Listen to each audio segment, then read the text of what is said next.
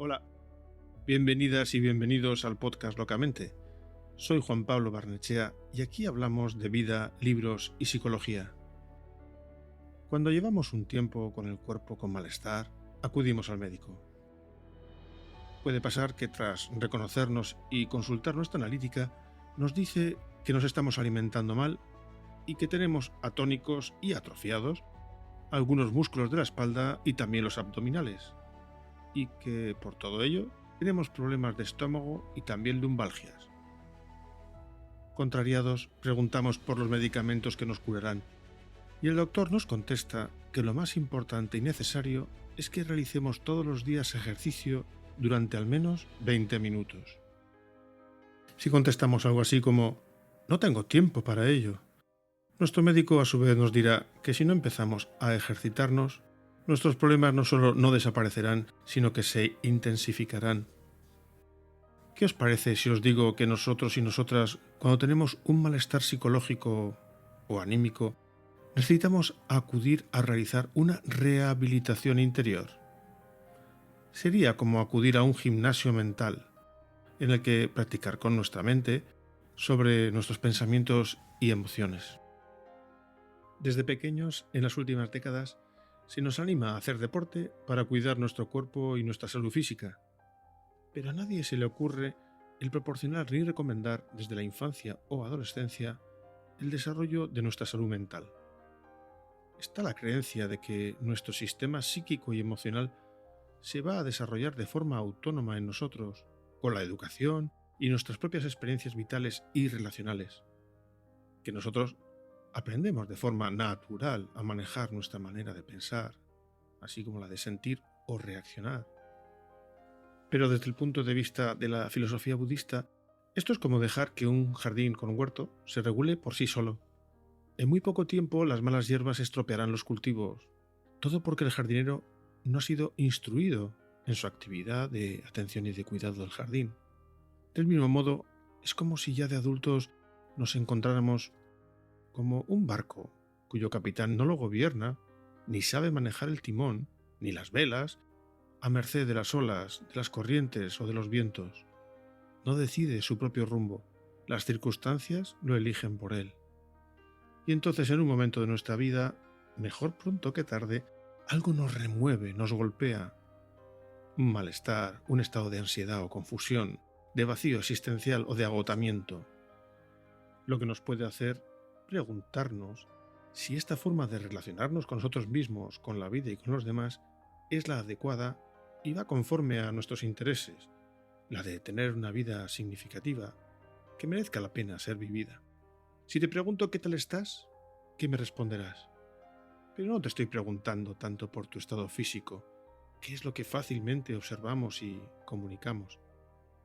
Veamos, si cambio la pregunta a ¿cómo vas de calma, de serenidad, de alegría de vivir? Te dejo unos instantes para pensarlo.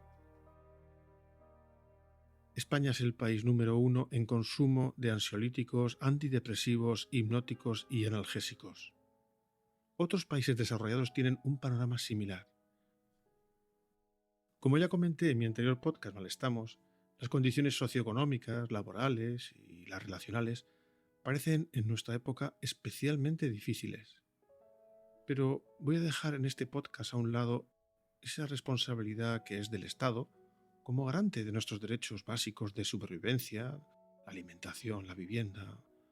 Y ahora aquí vamos a mirar hacia nosotros mismos, hacia nosotras mismas, en esta ocasión, como señala Mathieu Ricard, para poder funcionar en la vida de otra manera. Ya desde pequeño realizamos diferentes esfuerzos de aprendizaje, de multitud de habilidades: leer, escribir, montar en bicicleta, vestirnos, así como hablar o aprender idiomas. Por supuesto, si queremos tocar música, ello requiere mucho tiempo de práctica con el instrumento elegido. Para todo esto, se sabe que tenemos que dedicar esfuerzo y tiempo. Y sin embargo, parece que tener paz interior mental o ecuanimidad emocional, o también un sentido del yo sereno, todo eso parece que no requiera ninguna práctica, que eso se vaya a producir de forma natural, fácil, e instantánea en nosotros. Sabemos que esa serenidad interior nos es extraña.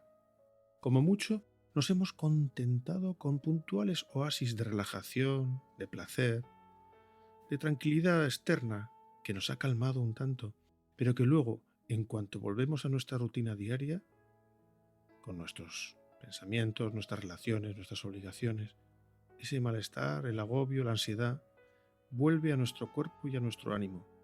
Con suerte nos relajamos un rato, aunque normalmente es más bien un rato de desconexión, de evasión, que siendo esto en sí mismo muy válido en el corto plazo, no nos sirve para una forma continuada de ser y de estar con nosotros mismos y en la vida. Damos por supuesto que si queremos correr una maratón o participar en torneos de tenis, tenemos que dedicar mucho tiempo y esfuerzo al entrenamiento y la práctica, pero en cambio no se nos ocurre que para conseguir una mente más libre, más creativa, para que nos dirija eficazmente a vivir esa vida que queremos, para eso no se nos ocurre que haya que también trabajarnos, entrenar esa mente, descubrir sus potencialidades. Desde hace siglos la filosofía budista trabaja sobre el sufrimiento humano, prestando atención a la necesaria aceptación de que la vida conlleva dolor, pérdidas, enfermedad y muerte, rodeada de dificultades y de conflictos, porque son inherentes a ella. El pretender vivir una vida sin que estas dificultades y dolores no aparezcan es una ilusión que solo provoca más frustración asegurada y mayor sufrimiento. Pero es que además esta psicología budista se fija en que es nuestra mente, con su río permanente de pensamientos, juicios y emociones, la que nos provoca un aumento de nuestros sufrimientos, por la manera en que se relaciona con esos eventos exteriores y también con los interiores. Ninguno de nosotros nos levantamos por la mañana deseando tener un intenso sufrimiento, o incluso que se extienda por el resto de nuestra vida. Aspiramos a estar libre de ese sufrimiento, a encontrar un poco de felicidad. Evidentemente hay condiciones externas e internas con las que contar. Respecto a las exteriores, es nuestra tarea adaptativa tratar de mejorarlas tanto como podamos. Pero solemos ignorar el modo en el que nuestra mente experimenta esas condiciones y esos eventos externos, ya que, según el filtro valorativo que emplee, la transformará esa experiencia en feliz o miserable. Todos sabemos cómo nuestra mente y nuestro estado de ánimo puede oscurecer y distorsionar esas condiciones exteriores. Incluso en el mejor de los paraísos de lujo vendidos por la publicidad, podemos sentirnos con un profundo malestar.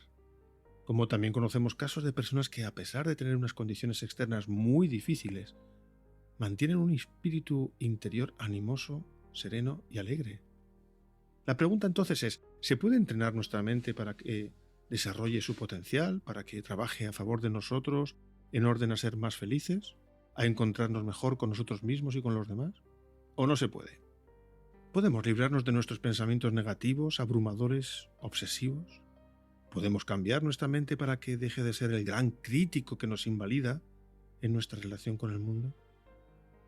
¿Podemos cambiar nuestras emociones dolorosas como el miedo, la ansiedad, la envidia, o las consideramos propias de la naturaleza humana y que no hay nada que hacer al respecto? La psicología budista demuestra que no. Con una práctica contemplativa relativamente sencilla, utilizando una función de nuestra mente básica, la cognición, es decir, el acto de observar, de mirar lo que sucede, de conocer, en último término. Así que, por ejemplo, tomemos una emoción o un pensamiento, un juicio valorativo, un recuerdo, una proyección de futuro. En todos esos eventos de la mente, cuando los observamos en nosotros, hay un elemento común, y es precisamente el que lo estamos observando, que nos damos cuenta de él, que estamos teniendo el conocimiento de que estamos sintiendo esa emoción, o teniendo ese pensamiento. ¿Qué sería entonces esta cognición en nosotros? Sería como un haz de luz que proyectamos iluminando diferentes partes de una escena, con la particularidad de que esta luz no puede estar contaminada por colores o suciedad, y que simplemente cuando ilumina una parte de basura, la basura está ahí, pero la luz no se convierte en sucia o basura en sí misma. Del mismo modo que si ilumina oro, tampoco se vuelve en sí misma valiosa. Estoy siguiendo aquí la línea de trabajo de Mathieu Ricard en su libro El arte de la meditación. Entonces, vemos que la cualidad fundamental de nuestra capacidad cognitiva, la de saber, la de conocer, la de darnos cuenta, es la de la conciencia, la de permitir mostrar las cosas tal y como son. Sería como un espejo que refleja sin retener lo que hay enfrente, sin que lo reflejado altere la condición del espejo. De este modo, vemos que sí, que nuestra mente tiene la capacidad, la facultad de conocer, de tener conciencia, sin que quede contaminada por lo que está frente a ella. Pero para llegar a esa conciencia hace falta entrenamiento. No es un músculo que se desarrolle en nosotros si no le dedicamos tiempo y esfuerzo. Esa práctica tendría como objetivo sustancial transformar la manera en que nosotros experimentamos las cosas, en cómo nos relacionamos con ellas, tanto los eventos exteriores como los interiores, ya que para la mente estos últimos imaginados pueden ser tan reales como los externos. Y de este modo, dejar de ser esclavos de nuestros interminables pensamientos, de esa rumia incesante, como también de nuestros deseos o de nuestros miedos. ¿Y cómo se realiza esta transformación? Pues tomando contacto y observando nuestra mente con la meditación, con la familiarización de cómo suceden dentro de ella esos pensamientos y esas emociones. Al empezar las primeras veces nuestra meditación nos solemos llevar una sorpresa, ya que muchos de nosotros y de nosotras, al quedarnos quietos y en silencio, con los ojos cerrados, nos asomamos a contactar con nuestro cuerpo y con nuestro estado de ánimo y mental. Y solemos ponernos un poco ansiosos al constatar que tenemos muchas cosas en la cabeza, o la inercia de nuestros pensamientos, de nuestras preocupaciones. Es como si tuviéramos un mono loco enredado en varias lianas, moviéndose de un lado a otro. Así que lo primero para poder soltarle esos nudos y esas ataduras es preciso que se tranquilice, que se calme. De otro modo es imposible liberarle de sus ataduras. Por eso el primer capítulo de nuestro entrenamiento en nuestro gimnasio interior mental es calmar al cuerpo. Calmar la mente, clarificarla. No se trata de vaciarla de contenidos, de dejar la mente en blanco. Eso no es posible y no funciona. Sino que, tras esa calma inicial, podamos luego cultivar otros aspectos nuestros como la compasión, el amor, la ecuanimidad emocional. Este proceso es meditar. Lo que traducido del Pali es familiarizarse. Esto es, con cómo la mente funciona en sí misma. Para animaros a ir a este gimnasio interior de cada uno de nosotros, voy a ver si consigo desmitificar un tanto lo que implica la meditación. Es un proceso de cultivar la atención a lo que está sucediendo momento a momento y con apertura a lo que es, aceptando lo que está precisamente sucediendo. Y es tan sencillo como detectar cuando esa atención que estamos entrenando se distrae, se aparta del objeto de nuestra atención y decidimos volverla a llevar a ese mismo objeto. Y aquí viene el meollo de la cuestión. ¿Para qué meternos en nuestro gimnasio interior a ejercitarnos en esa observación de lo que sucede en nuestra mente? Pues como ya vimos en el anterior podcast, vamos a descubrir esa instancia superior en nosotros, la conciencia. Pero en el sentido que aquí la contemplamos es en el de la metacognición. No hay que asustarse por este palabra. Contactemos con lo que apunta. Es la capacidad de nuestra mente en todos nosotros de observar nuestros propios pensamientos y emociones, nuestros sentimientos y sensaciones, de darnos cuenta de lo que estamos experimentando. Es como si nos saliéramos del cauce de nuestro río habitual con su corriente de pensamientos, emociones, y pasáramos a contemplar el agua que discurre a veces limpia, a veces con hojas, con barro, a veces tranquila, a veces fuerte, y entonces constatamos que tenemos, por ejemplo, miedo. Pero ese constatar, esa observación, no es miedo en sí misma, sino algo diferente, porque son dos procesos diferentes.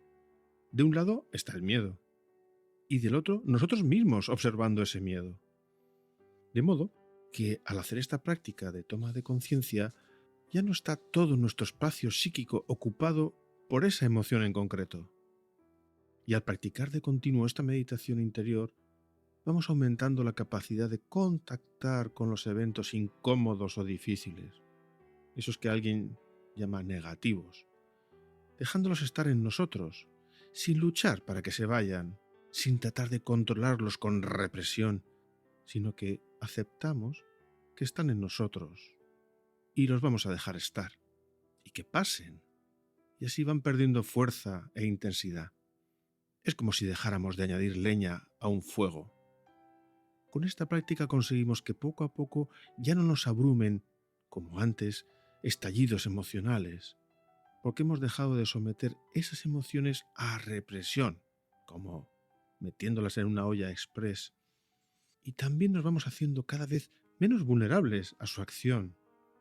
Por ejemplo, la ansiedad, que pasa a tener menos frecuencia e intensidad. Esto, en realidad, es una forma de terapia de exposición que se emplea mucho en psicología. Y este proceso, con este ejercicio continuado de observación meditativa de nuestra mente, nos lleva al cambio. Es una forma de iluminación accesible a cualquiera y no reservada a místicos o maestros. Os animo a plantear ese trabajo personal como si fuerais al encuentro de vuestro mejor amigo o amiga. Como digo, es ese gimnasio interior en donde, desde una intención amorosa, nos abracemos a nosotros mismos desde la aceptación, desde el apoyo sincero para vivir de otra manera, de trabajarnos para ganar en nosotros calma, serenidad y felicidad. En mi propia vida nada ha sido más relevante que conocer mi capacidad de darme cuenta, de observar mis propios pensamientos y emociones, tomando conciencia de que no todo lo que dice mi mente tengo que darlo por cierto. Y esto me ha dado una libertad curiosa, y también la alegría de cambiar a mi crítico interno habitual por un amigo que me apoya para atemperar mis emociones de miedo, de inseguridad o soledad, celos y rabia, porque todo eso está en nosotros. Y de esta manera no ser esclavo de ellas, o que me inhabiliten para llevar la vida que quiero conmigo mismo y con los demás. Meditar aligera la densidad de mi mente, la suaviza de sus exageraciones, y en mi caso añade humor y alegría a mi forma de estar en la vida. Para acompañaros en este camino a estar de una manera diferente de vivir, iré subiendo al canal diferentes meditaciones guiadas que os ayuden en este gimnasio interior que cada uno, cada una puede desarrollar. Como digo, puede ser una transformación para ser vuestros propios mejores amigos y amigas y así tener una vida significativa. Os ha hablado Juan Pablo Barnechea, counselor en mapas de clarificación existencial. Si os ha gustado este podcast, os animo a suscribiros al canal en cualquiera de las plataformas más habituales, Spotify, Spreaker, Evox, YouTube. Os espero en el siguiente capítulo. Un abrazo muy fuerte.